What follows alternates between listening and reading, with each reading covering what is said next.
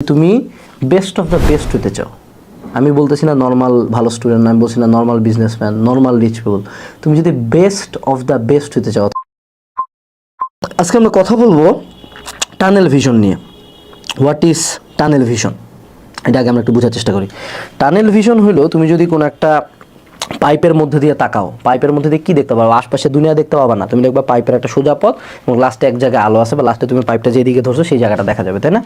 তো তোমার রিয়েল লাইফেও যদি তুমি বেস্ট অফ দ্য বেস্ট হতে চাও, আমি বলতেছি না নর্মাল ভালো স্টুডেন্ট, আমি বলছি না normal businessman, normal rich people, তুমি যদি বেস্ট অফ দ্য বেস্ট হতে চাও, অর্থাৎ অ্যামং দ্য টপ 1% অর 0.001%, অর্থাৎ কারণ বাংলাদেশে কিন্তু দেখো, বাংলাদেশের ধনী মানুষজনের পার্সেন্টেজ করলে কিন্তু এটা 1%ই আসবে। বা তুমি যদি বাংলাদেশে চিন্তা করো কাদের 100 কোটি টাকা আছে, তাহলে 0.01%, কাদের 1000 কোটি টাকা আছে 0.001%। তো এগুলা কিন্তু খুবই খুবই ক্ষুদ্র একটা পার্সেন্টেজ, অর্থাৎ বাংলাদেশের সবচেয়ে ধনী মানুষজন মাত্র হয়তো বা টপ 100 জন মানুষজন। এই 100 জন মানুষের ক্ষেত্রে আমি তোমাকে একটা বাস্তবতার কথা বলি, তুমি যত লাইফে উপরে উঠবা তত জিনিসটা বুঝবা, সেটা হলো তাদের লাইফে আর অন্য কোনো বালছাল কিচ্ছু এক্সিস্ট করে না। এরা একটা লাইফলেস পিস অফ শিট। এরা 24 ঘন্টা খায়, ঘুমায়, পড়ে, চিন্তা করে, নিঃশ্বাস নেয়, ওই তাদের গোলটা। তুমি যদি বুয়েট ফার্স্টের কথা চিন্তা করো, সে বুয়েট ফার্স্ট কোনোদিন গেম খেলা নিয়ে চিন্তা করে না, সে যতই বলুক সে এই বাল করছে ওই বাল করছে, আলটিমেটলি তার দিনে রাতে 24 ঘন্টার একটা চিন্তা ছিল ইঞ্জিনিয়ারিং প্রিপারেশন। যে ছেলে মেডিকেলে ফার্স্ট হয়েছে সে 24 ঘন্টা পড়াশোনা নিয়ে চিন্তা করছে, অন্য কোনো বাল বতুয়া করে নাই। এই জিনিসটা আমরা অনেক পরে রিয়েলাইজ করি যে তুমি তো অনেকে বলো work life balance, no, there is no balance, fuck balance. লাইফে কোনো ব্যালেন্সই দরকার নেই। কোনোদিন কোনো জিনিসপাতি যদি আমি টপে যেতে চাই ব্যালেন্স হবে না। গরিব ফকির পোলাদের ব্যালেন্স থাকে, খারাপ স্টুডেন্টের লাইফ খুব ব্যালেন্স থাকে, ভালো স্টুডেন্টরা দিন রাত পড়তে পড়তে অসুস্থ হয়ে যায়। There is no fucking balance, fuck balance.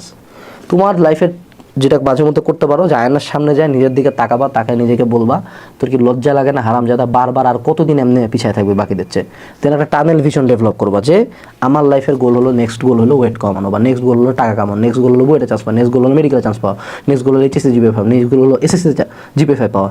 যেটাই তোমার নেক্সট গোল, ওটার জন্য জীবন দিয়ে দাও, জীবন যৌবন যা আছে সব দিয়ে দাও, কোনো কিচ্ছু লাগবে না। মনে রাখবে একটা জিনিস, মনে রাখবা নাথিং এলস ম্যাটার্স। ওই পয়েন্টে যদি তুমি ওরকম একটা পয়েন্টে যাইতে পারো, তোমার সাকসেস কেউ আটকাবে না। আল্লাহ পর্যন্ত দয়া করে তোমাকে দিয়ে দেবে যে এই বান্দা এত ডেডিকেটেড কেমনে।